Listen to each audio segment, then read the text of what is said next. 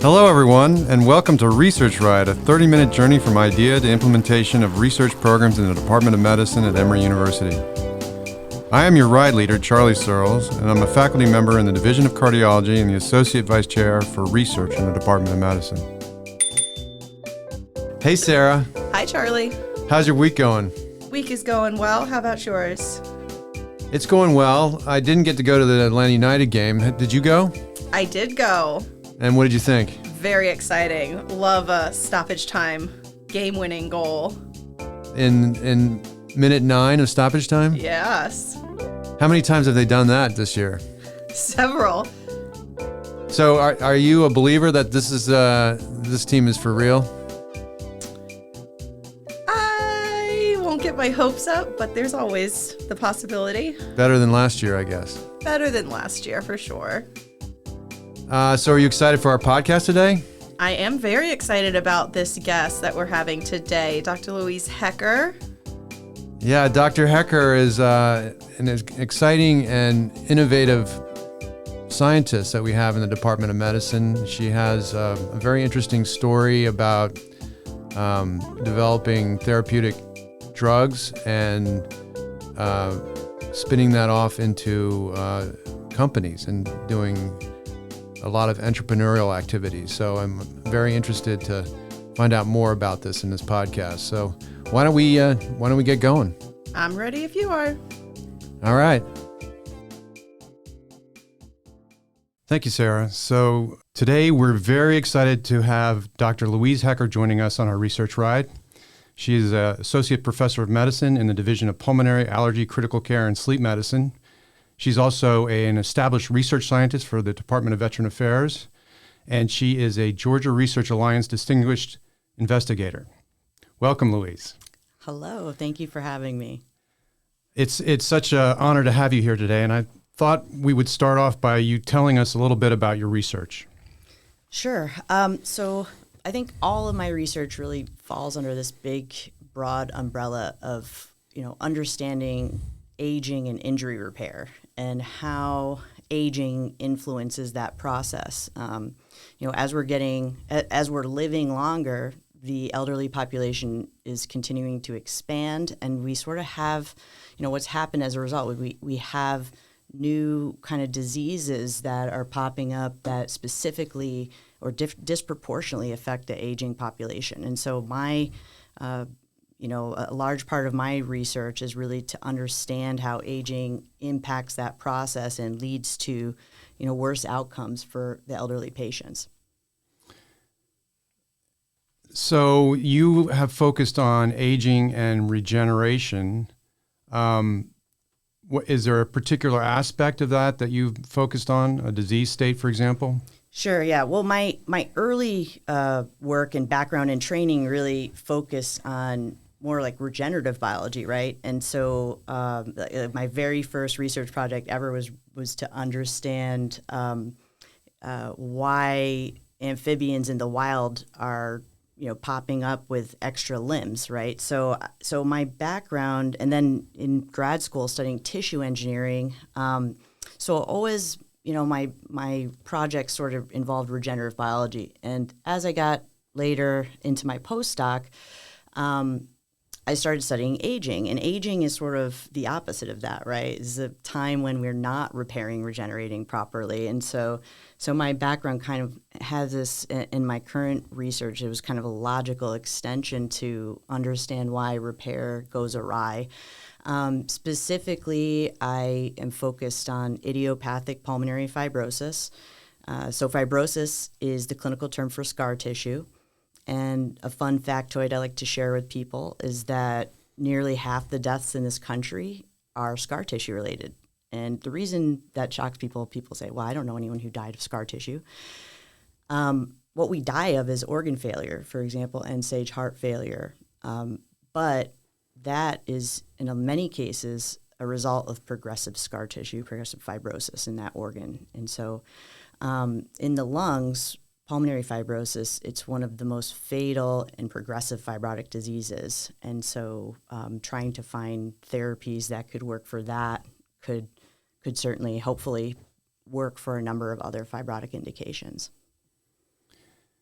So from the regenerative start of your career and going to pulmonary fibrosis, how did that happen? What was the process by which you made that transition? So one of the lessons I learned in graduate school was really to pick people, not projects. Because, when I first started research, I had this great project, like I said, in undergraduate on the frogs that ultimately won a national award and propelled me into this career. And then I remember, when my first project in grad school, I was trying to cling to that first project and trying to find something so similar, because I think as scientists, we're so into our projects that we want to continue it, right? But, ultimately, when you're in training, it's really about your mentor and the team of people around you. And so, I started to become less scared of branching out. In a lot of ways, I've just kind of become a jack of all trades scientist, because I kind of do a little bit of everything. And I've lost my fear of, trying to stick to the same project.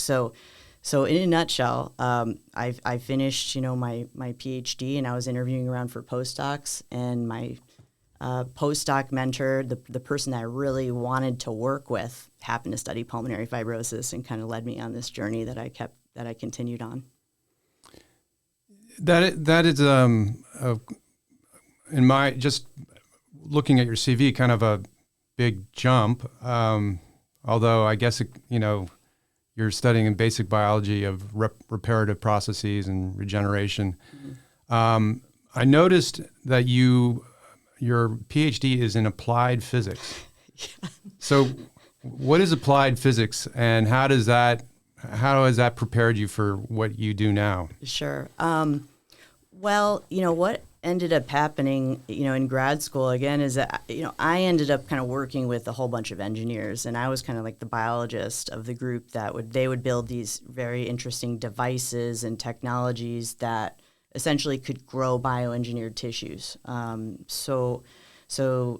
All kinds of kind of bioreactors that would stretch the tissue and circulate media across the tissue. And then my job, was to really understand how those factors impact the bioengineered tissue development. So it was fun to walk in the lab and you have like beating bioengineered tissue hearts, in the culture room. So I think the best way that it prepared me was, again, like to be this kind of jack of all trades scientist, to be this person that's filling a role as the biologist in a big group of engineers. I do a lot of preclinical drug development, and I think that is like it's very helpful to me to have this diverse background, because in preclinical development, there's a new problem every day that you have to fix, and there's a new area that you have to become educated in almost routinely, right? So I think the best way was to have no fear towards starting new projects, entering into new disciplines, and not to be scared of that process. And I think that's probably the best way that it helped me.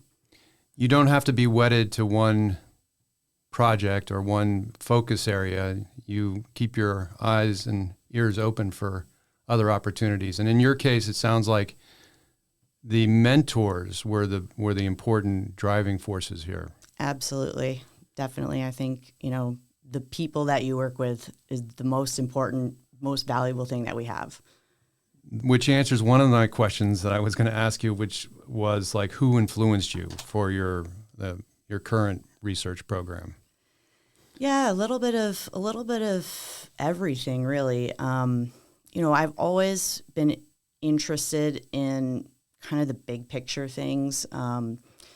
And I've always been, what excites me about science is the new stuff and the new ideas. I am such a, new idea person. So it's harder for me to finish that like when I'm on the 1 yard line, all I have to do is finish the revision of the paper. That is a tough thing for me versus let me just start this brand new project. I just love the excitement of the newness of and the excitement of the new ideas and putting that together.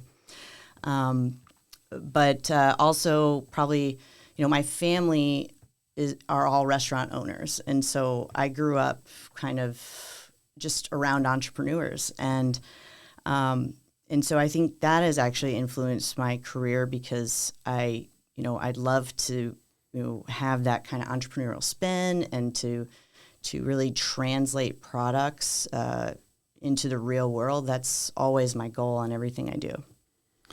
Yeah, so I neglected to provide in the intro here that Dr. Hecker is a scientific entrepreneur, academic entrepreneur. What is the right term for that? I like academic entrepreneur because that's really what I am. I'm the last thing that I wanted to do is leave academia, right? So actually, my goal for my postdoc was to get the postdoc and then go into industry. I remember telling my postdoc mentor during the interview, believe it or not, I said, I'm not a typical academic, and if you want this typical, postdoc academic that you train to be a professor type, then I'm probably not a good fit for you. And so he said, well, tell me more about that. And I talked to him a bit more about what I wanted to do and how I wanted to have this entrepreneurial career, and I'm focused on translation. And he said, well, personally, I think everything you just described you can do from academia, but I'm happy to train you for either career that you want. I think still fits. And what ultimately happened is that I fell in love with academia, and I realized that academia is an amazing place to be an entrepreneur. How so? So, one is, of course, as an academic, you have the freedom to do pretty much anything. I can go to my lab tomorrow and just start studying something entirely new, and I love that kind of freedom. But it's also a great place to spin out technology. Right now in the new HSRB2, they have what's called lab to launch space. I think that's incredible and exactly the type of environment I was looking for when I came to Emory, which is a big reason I came here, because you can have company space inside of academia to kind of bridge and transition your technology from inside academia into a company, and then spin those ideas out. I have two companies right now that are going to be housed in the lab to launch space. So one is called Preclinico, and that is a preclinical testing services company. The way that got started is because we do all these highly specialized preclinical testing in our lab. So basically efficacy, which is, does the drug work? And these models are very intricate. So lots of people will come to me and say, hey, can you test my drug in your models? And with my academic hat on, it's actually really difficult because one, it costs a lot of money. It's a lot of labor. Unless people have that money, which is sometimes tough, especially when you're doing pilot studies or and also, let's say you have a drug, you want me to test it. If we can't publish that, then it's tough for me to justify, with my academic hat on, like, why am I doing this? It's taking a lot of time, a lot of labor. We're not really making any money on this. I'm just sucking up the resource. Even if somebody pays for it, all my lab resources go to that, and then we can't even publish it maybe necessarily. So it became difficult for me to say yes to those things. But as a company, it's a much easier. It makes a lot more sense because then someone can pay me for fee-for-service testing. My lab employees can also work as preclinical employees. They can make some extra money. And then we have no bias to the results, so we can just say, hey, these are the results. Here you go. And it just makes a lot more sense to kind of do it in a company format. Yeah, that's intriguing. I was going to get to that a little bit later about how you meld the academic with the business side of your research program. I noticed, though, that you got into this early. Mm-hmm. Like, how early did you get into this? So I'm talking about the entrepreneur path here. Yeah, so I've always been interested in that, and probably maybe 15 years ago, when I was working at the University of Alabama at Birmingham, there was a business competition. This was where your postdoc. After my postdoc. After your postdoc. Right.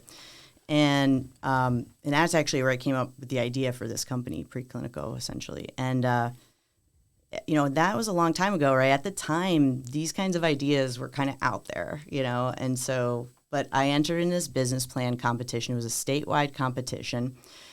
And ultimately, I came in the top 5 in the state. And now they gave the top 3 winners $100,000. So I came in 4th, and I was, bummed. Drag. Right. So they said, your company model, just go get a contract, and that'll fuel your company development. So I went out, I got 2 contracts. I bring it back to the university, and they just, at the time, this was such a crazy idea. Let's have a company inside academia, and so a contract from people who wanted to use your services. Correct. And it was just too much red tape at the time. And so I kind of let the idea go. And then, I went to Arizona after that. And at the time I was like, well, I just don't have enough time in the day to do this kind of stuff. So I kind of turned it into grants, basically. And so I had some pharmaceutical industry contracts, I had grants, and I had other money fueling kind of the animal model testing, repurposing drugs. For one company, I evaluated their drug to see how aging impacts efficacy, and that kind of fueled my continued interest in doing this. And then when I got to Emory, I was like, wow, this is a university that is set up to do entrepreneurial activities. And so with the new HSRB2 lab to launch space, I thought I'm going to revamp this idea. And now that's, how Preclinico started. I wanted to tie in the science now with, I eventually we'll get back to this conversation, I guess, about the company and the entrepreneurship, but you're working on a very exciting project. I mean, several projects, but there's one project that I was hoping you could tell us about, the NADPH oxidase story. Sure. And how that has evolved and how it's been incorporated into a company now. Correct. Yeah. So, in my postdoc, again, my postdoc mentor had a huge influence on me, of course. In my postdoc is when I started working on this oxidant-generating enzyme called NOX4. And that's NADPH oxidase 4. Correct. And so NOXs are interesting because their only known function is to generate reactive oxygen species or ROS. So I think most people, they know what an antioxidant is, right? And they know antioxidants are good, and what they do is scavenge up ROS that's been generated. NOX4 is different because it produces that oxidants or those ROS. And so my claim to fame, paper was that we were the first to discover that NOX4 is a critical mediator of myofibroblasts, profibrotic myofibroblast phenotypes, and myofibroblasts are the key cell type that generate scar. So essentially that tough part of the scar comes from those cells. So we were the first to show that this plays a critical role in mediating scar tissue formation. And since we were the first, it was published in Nature Medicine, so it was exciting for me. And this was when you were at Alabama? This is back at Michigan. In Michigan. Right. So I ended up following my postdoc mentor to University of Alabama, Birmingham. But it was kind of right after that. So there is some continuity in your career here. Yes. And so we discovered that since then, I think essentially any organ that scars, it's been shown by, hundreds of studies and independent labs that NOX4 is a critical mediator of scar tissue in pretty much all organs that scar. So next, I was really kind of interested in studying, what happens in aging. And what we're finding is that NOx4, which again is a switch that turns on oxidant production. And let me back up and say that we've evolved to have scar tissue, right? Scar tissue is a good thing. We need it. And if we didn't have scar tissue, when you fall and scrape yourself, I mean, you wouldn't heal, you wouldn't be able to heal, and you'd probably die of infection because you need a mechanism to close that wound.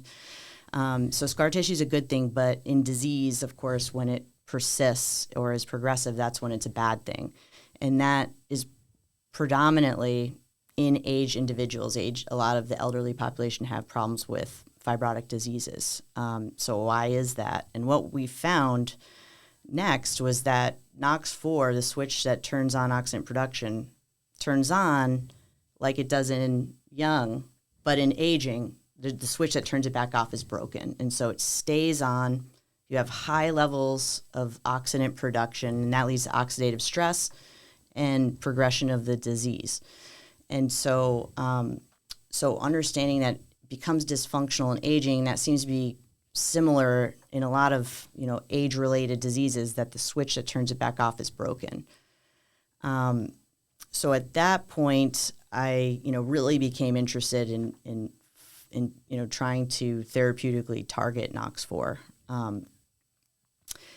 The other thing I'll mention, so I have a master's degree in evolution, and so I always kind of think about things from an evolutionary perspective.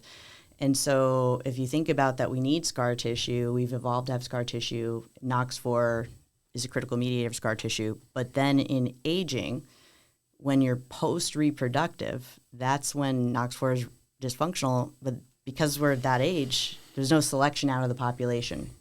And so this sort of continues and persists, in human disease, because there's no, the average age that pulmonary fibrosis patients are 66.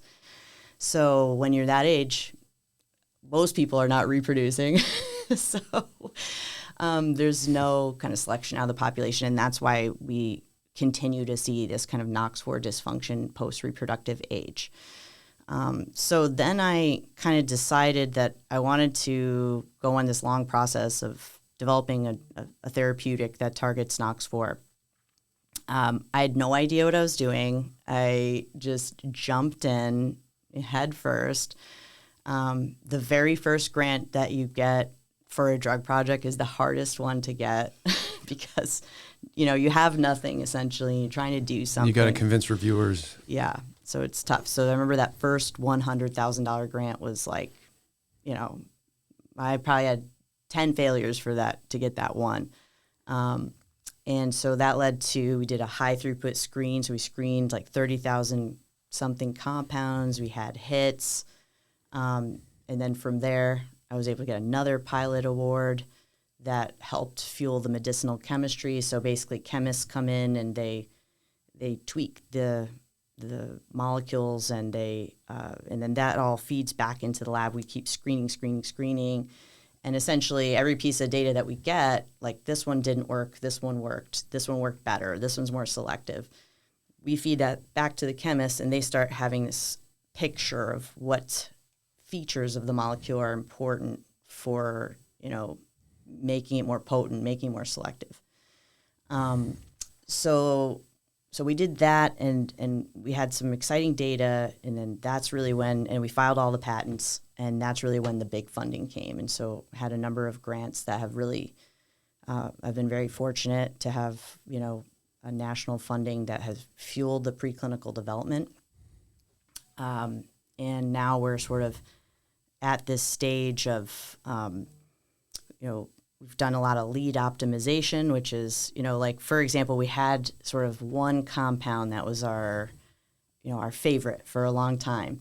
And as you continue to test, you're getting more into, okay, it's less about how potent and selective it is, because we kind of worked that out, but it's more about the profile that's needed to give to a human patient.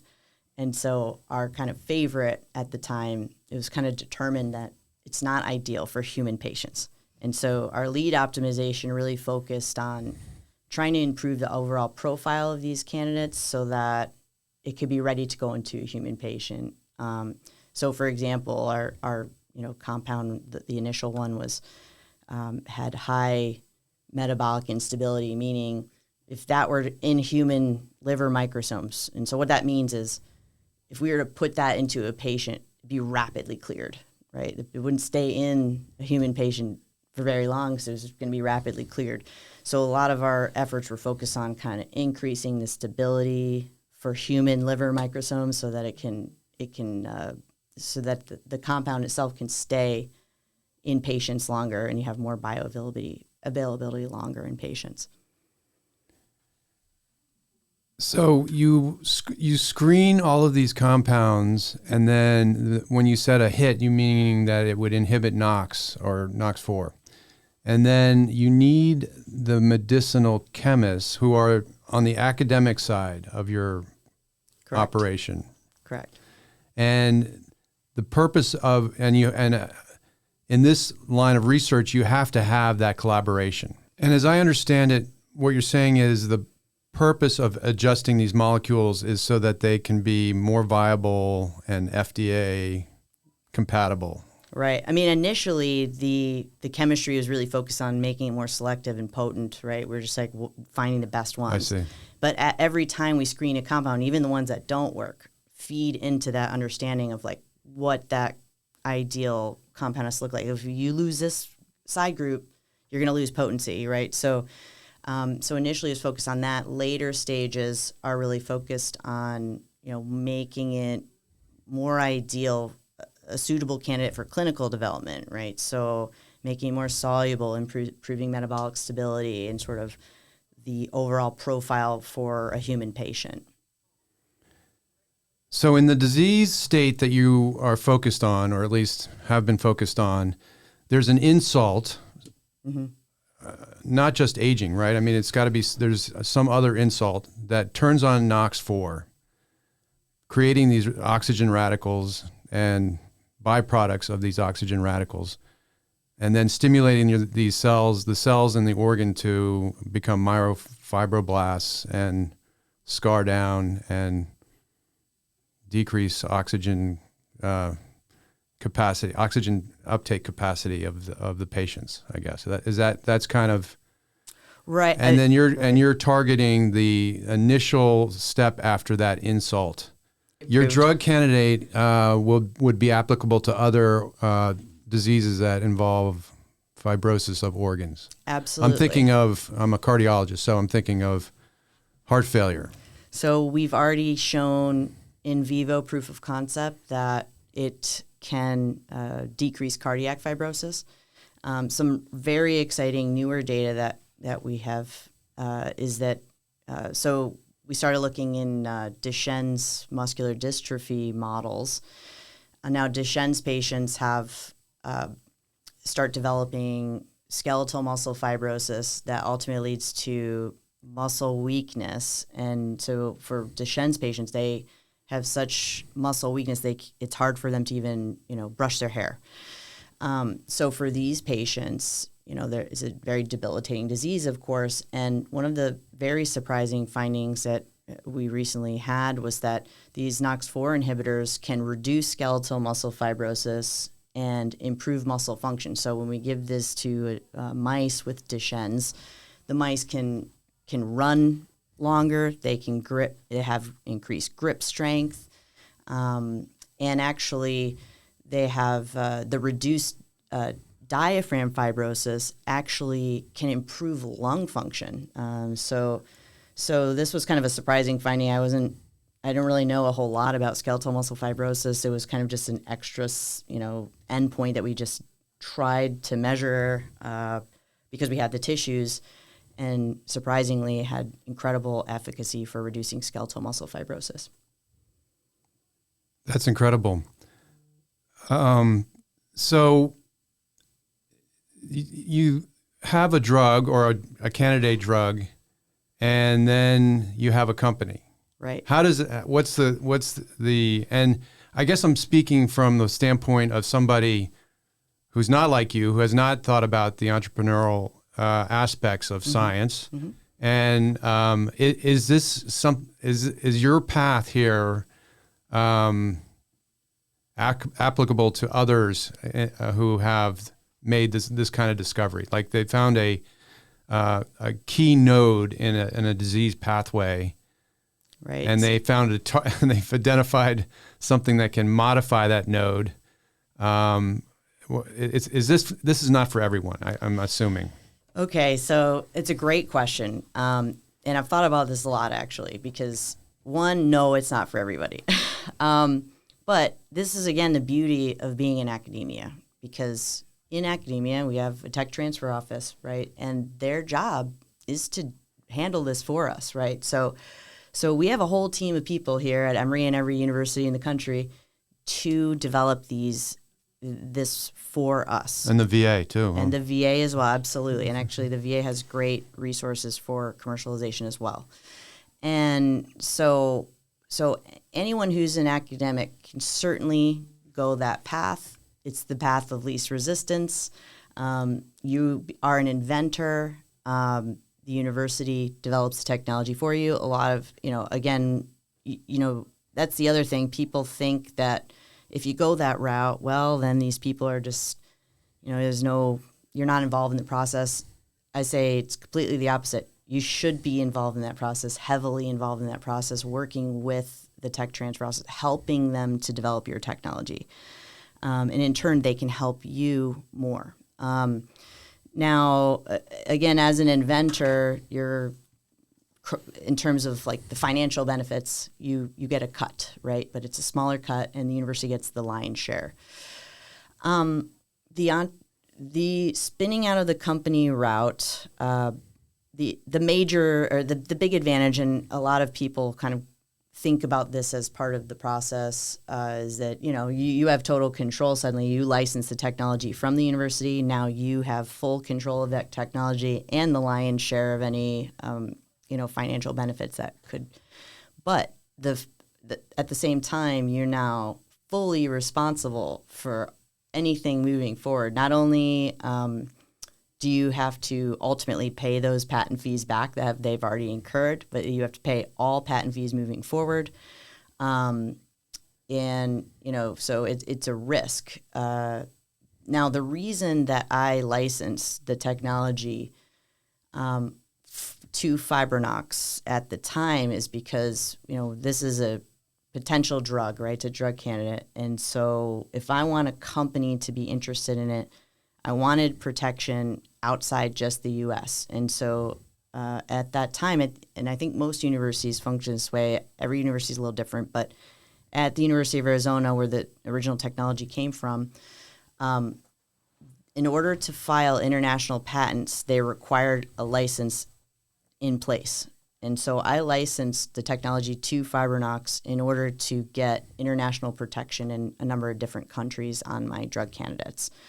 So that was sort of my rationale for licensing at that time. I always tell people, if you're going to do it, if you're going to go the company route, one is first keep your technology in the university as long as possible until you have a reason to license it away from the university, and that you're ready to take that risk and responsibility of pushing it forward, because otherwise, that's what they're there for. And if you take it out and then don't nurture it moving forward, it's a bad move. But yes, it takes a lot of work. It takes a lot of effort. It takes money. So it's very challenging, and I think it's essentially an entirely other job. And so you have to be really wanting to take on that risk and responsibility. Yeah, it's funny that you say that, because I was going to ask, when you got into this, what did you see as a trajectory, and what as sort of the end game or the result of this work? Yeah, so my preference would be, in my ideal world, we will select our development candidate and say, this is the one that's best suited for going into human patients. And then a company would come acquire Fibronox and continue its development. And hopefully I could still be involved somehow as scientifically as someone who advises on the project. The reason I my preference is kind of that road is because, again, as we move forward in this process, I have less and less expertise that's relevant to developing a drug for patients. And so companies really are better suited to kind of take over at some point. So in my ideal world, I give a company these preclinical products, and they kind of pass the bar, and then they continue running the next phase. And so from the next phase right now is essentially selecting our lead. And there's one more round of kind of preclinical studies that needs to happen, the sort of IND enabling studies, manufacturing types of things, and then it's ready to go in patients. But ideally, I'd love it if somebody comes in, in the next stage. And takes over Fibronox. Right. Because, again, I love starting new projects. I'll start a whole new project, And how does the success of Fibronox enhance the science of pulmonary fibrosis? Or is there a relationship there? Yeah. So, so there are 2 FDA-approved drug treatments for pulmonary fibrosis. And what they do clinically, by definition, is they, slow the progression of lung decline. Now, what does that mean? So by a clinical measurement, the lung decline process is slowed. That being said, there's a very modest survival benefit. Patients don't feel better. It doesn't cure the disease, it doesn't reverse the disease, and these therapeutics have significant side effects. So one of the sort of value points of a NOX4 inhibitor and why it's different is it not only slows the progression of disease, but it can promote some reversal of the disease process. And so, we sort of hold our therapeutic testing to actually a higher standard than the current gold standard for preclinical testing for therapeutics for pulmonary fibrosis, because those therapies just don't work that well. And so we're looking for candidates that can not only stop progression, but can promote some repair and resolution of that injury, improve lung function. So we're sort of tackling it from a different angle in terms of, this pathway, NOX4, can promote some resolution of that injury. And I think in my opinion, therapeutics that can promote resolution of established injury is sort of the holy grail for more effective therapeutic strategies for fibrotic diseases. Okay, so we are winding down our research ride. I'm getting a little short of breath writing so much. And we have a few questions that we ask our guests. One of them is, what did you do in your career that you would advise others to do to achieve the success you've achieved? One of the things that actually people have noticed or asked me about a lot of times, and it's really, really important to me that I'm really happy that I've spent the time doing, is that I spend a lot of time understanding the individual strengths, talents, and weaknesses of every single person on my team. And I spend a lot of time trying to place them at the intersection of what they like and what they're good at. And so we do a lot of, like professional development types of activities. We do a lot of strength finders tests, temperament tests. We do a lot of group activities. We do a lot of team building. I remember somebody saying, like, isn't that like you're just wasting a lot of time doing all these activities with your group? And I'm like, no, it's completely the opposite. This is one of the most important things I do. And my group is, if you ever, came to our lab, you'll see that, it's an extremely cohesive group. I mean, the teamwork is just off the charts. And I think, the fact that I have invested and spent so much energy and time in each person, understanding, their role, helping them to develop, helping them, the other thing is people often kind of forget about the technical support. We're so focused on the career development of all the trainees and junior faculty, that we forget that, the technical support, they have a career too, and they need to grow as well. So trying to carve out ways for those people to grow and develop as well is very important to me. So I think, and even if you're early in your career and you have a small team, maybe your team is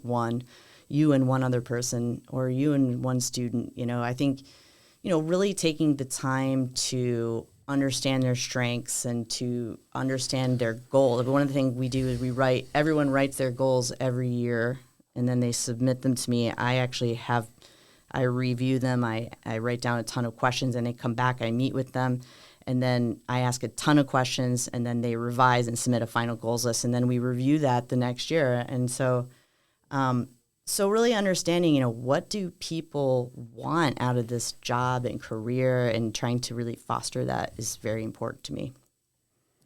So then the flip side of that question I asked was, what would you do differently?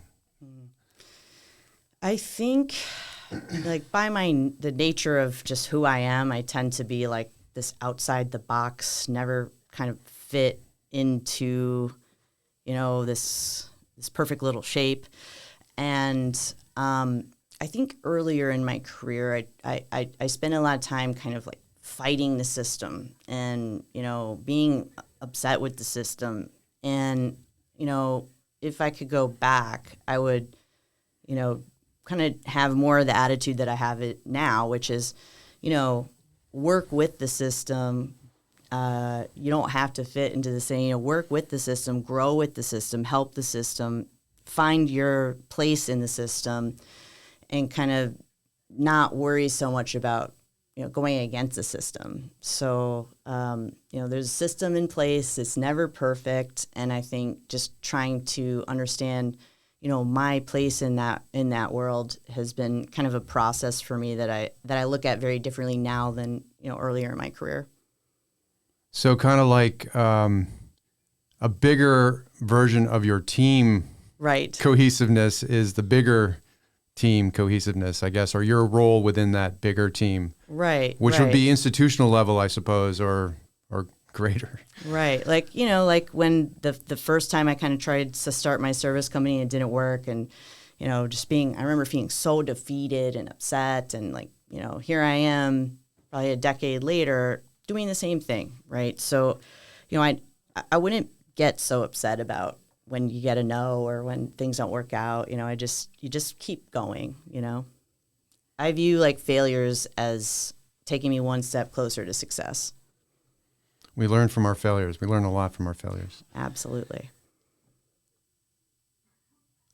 So I'm going to segue into the next standard question that we ask is about, you talked about your family being in the restaurant business. I was just trying to get some ideas about what you do for recreational or non-science time. Is there any particular activities that you're involved with, hobbies? I love to be outside, so I do a lot of kind of outside activities. Like just this morning, my colleague Koske and I, we played tennis on the Emory courts, and then actually the new HSRB has nice showers, so oh yeah, this is beautiful. We can go play tennis, I can take a shower and go to my office. So I love doing pretty much anything outside, walking, playing tennis, any kind of sports outside. I also, my prized possession is this quote collection that I have had for 25 years. I started kind of this, it used to be kind of famous quotes and the things that inspired me, and I just started writing down, and then I started dating the entries, and then it kind of morphed into if somebody says something funny, I write it down, and I have friends that I've known for 10 or 15 years, and I love sending them, on their birthday, a list of all the things that they've said over the last 15 years, quotes-wise. And I'm constantly adding to it all the time, so that's my So these are quotes from people you know, but also from other notable people. Everywhere. They've come from everywhere. If I see a quote somebody has a quote in their presentation, 99.9% of the time I'm writing it in my quote collection if it's a cool one. And yeah, they come from people, but yeah, the funniest ones are from friends and people I know. I'm not going to put you on the spot and ask you what your favorite quote is, but I will put you on the spot to give us your favorite songs, because we have a Research Ride playlist. As we go on our rides, we'd like to listen to music, and we've had our past guests contribute to this playlist, and we were wondering what you would contribute to that playlist. Okay. Well, somebody recently asked me, like, if I had a walkout song, what would it be? And I was like, I didn't even know what that meant, but, the song you walk out on the field and you're going to get pumped up or something. Yeah. And so sure. I finally said Africa by Toto. To kind of build, nice. you know. And then I guess if I'm trying to get pumped up with my run or something, it's going to be This Girl Is on Fire. Oh, nice. Yeah. That's a exercise. That's a good exercise song. Mm-hmm. Alicia Keys, right? Mm-hmm. Well, Louise, I have learned a ton, and this has been a fascinating discussion and conversation. Coming into this, I knew that you were at one time the inventor of the year, but I didn't quite understand how you put it all together. And I think this tour, this research ride of your research program has been incredibly interesting. Awesome. Thank you for having me. I love talking about research. Thank you so much for coming and joining us on the research ride. Absolutely. Thanks for joining me on another great research ride. Our guest today was Dr. Louise Hecker. Producers of this podcast are Sarah McClellan and Ben Searles. Ben is also the editor of this podcast. Theme music composer is Hannah Searles. This has been your ride leader, Charlie Searles, and I will see you next time.